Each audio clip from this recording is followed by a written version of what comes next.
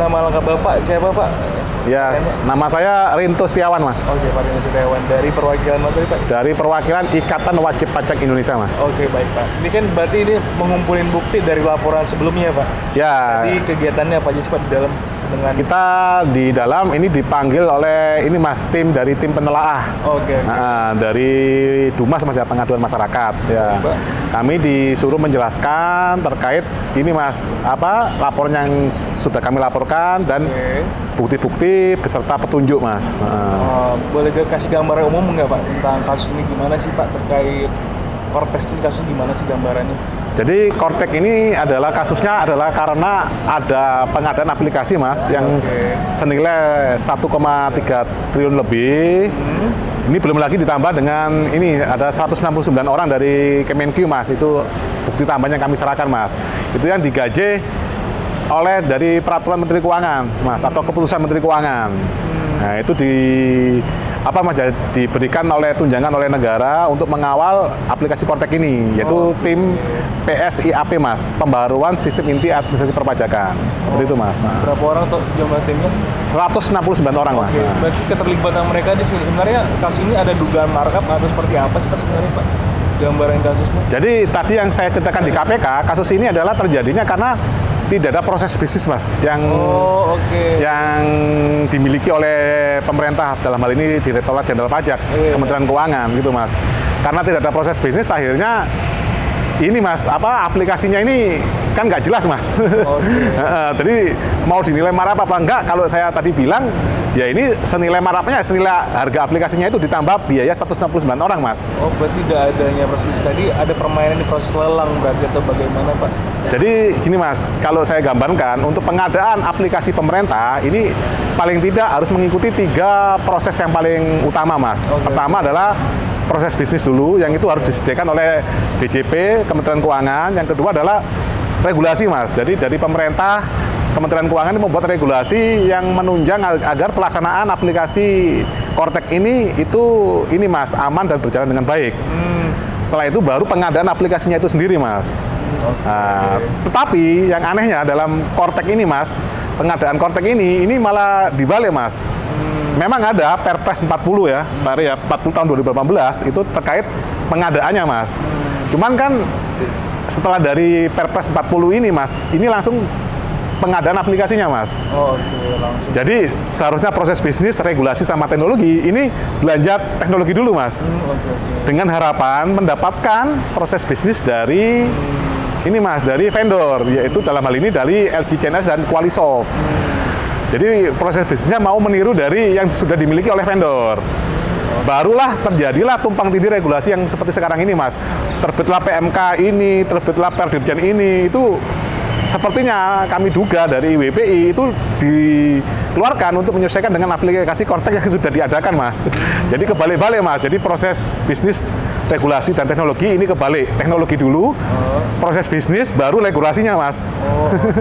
Tindak pidana yang dilaporkan apa sih, Pak, di dalam itu? Ya, tindak pidananya pasti dugaan korupsi, Mas. Pasal berapa, kerugian negara kah atau gimana? Kerugian negara, Mas. Kerugian negaranya bukan hanya dari nilai aplikasi Kortex sendiri yang senilai 1,3 triliun lebih, ditambah lagi dengan 169 pegawai, Pak, ya. Terus ditambah lagi dengan ini, Mas, potensi kerugian negara karena ini, Mas, wajib pajak tidak bisa menerbitkan faktur pajak, akhirnya tidak bisa setor, Mas. Jadi itu kerugiannya sangat banyak, Mas. Ditambah lagi dengan informasi yang sekarang beredar juga di media bahwa terjadi ini, Mas, penurunan penerimaan pajak bulan Januari, Mas. Baik. Dan sebenarnya perusahaan yang terlibat siapa aja sih, Pak, di luar ini? Kalau perusahaan yang terlibat ini vendornya, Mas, ya. Pertama adalah agen pengadaan, itu PwC, Mas. Price Waterhouse Cooper, ini sebagai agen pengadaan, Mas. Panitia tendernya lah, Mas, panitia tendernya untuk aplikasi Kortex ini. Nah, yang dimenangkan untuk aplikasi Kortex ini adalah LG CNS bersama Qualisoft Konsorsium, Mas. LG CNS ini adalah anak usaha dari LG Corporation Korea Selatan, bekerjasama dengan Qualisoft dari Wina Austria, Mas. Setelah itu ada lagi pengadaan jasa quality assurance, Mas, yaitu dari PT Deloitte, Mas. Nah, itu sebagai kayak semacam jasa konsultan pengawasannya lah, Mas. Oh iya, kalau keterlibatan perusahaan Eropa Timur itu yang mana sih, Pak? Qualisoft, Mas, Qualisoft. dari Wina. Dari mana? Wina tadi ya? Wina Austria, Mas. Oh, oke, baik. Lah, ini yang menarik, Mas. Ini kemungkinannya, Mas. Dari Qualisoft ini kan perusahaannya sudah digunakan aplikasinya di negaranya, Mas, di Austria. Cuman kan ini untuk negara dengan populasi penduduk 9 juta, Mas. Dan mungkin sistem perpajakannya tidak serumit di Indonesia. Oh, oke. Mungkin kalau dari tambahan data, mungkin dari ini, Mas, Pak Alessandro Rere ini dari penasihatnya IWB juga, Mas. Oke, Pak. Bukti-bukti apa aja nih bahwa pakai dokumen, boleh jelaskan?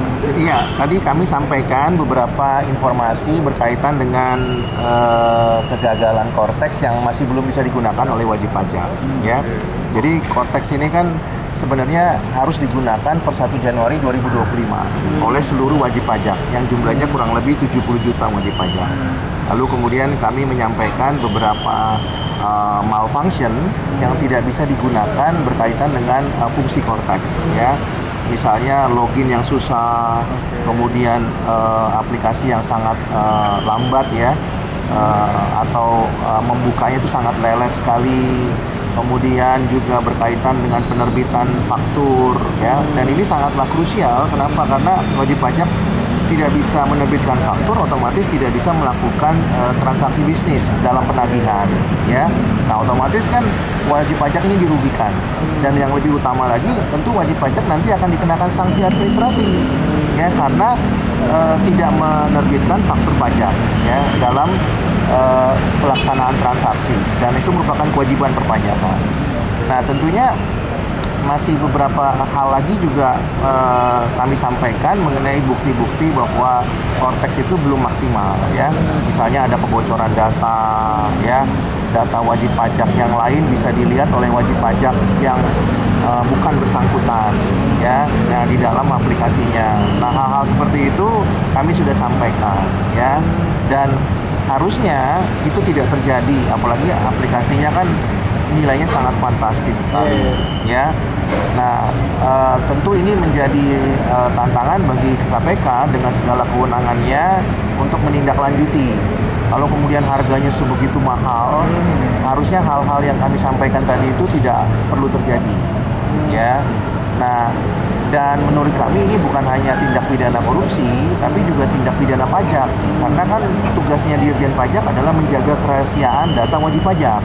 Jadi kalau ada kebocoran, di mana data wajib pajak A bisa dilihat oleh oleh wajib pajak B, tentu kan ada indikasi kebocoran di situ. Ya, berarti ada tindak pidana lain selain tipikor, ya, tindak pidana korupsi, tapi juga ada tindak pidana di bidang perpajakan, ya, sesuai pasal 34 ayat 1, jungto pasal 41 ayat 1 Undang-Undang KUP.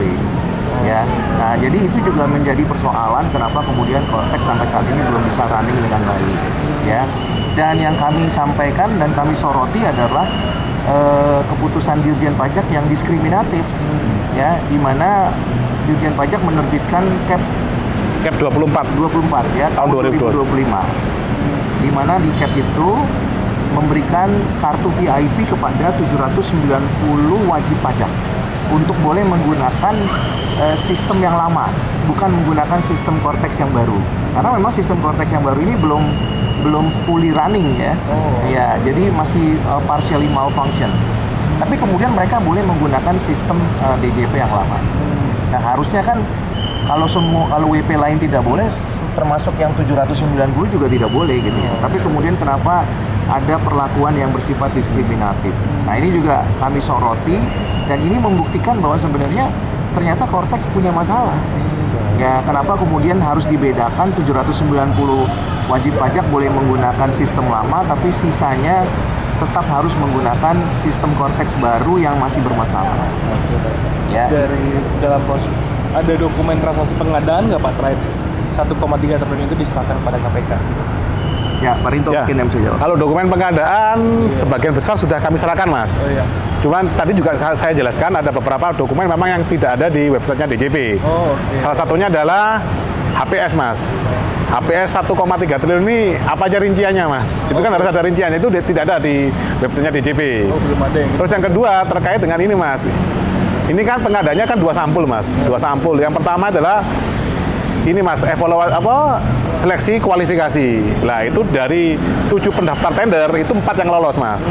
Baik. Nah, yang anehnya saat seleksi yang kedua yaitu evaluasi administrasi, teknis dan harga, itu dari 4 yang lolos dari seleksi tahap pertama, ini tidak diumumkan Mas, siapa aja yang lolos. Tiba-tiba langsung keluar pengumuman pemenang yaitu LG, CNS dan Qualisoft. Jadi sebagian besar data itu sudah kami kasihkan.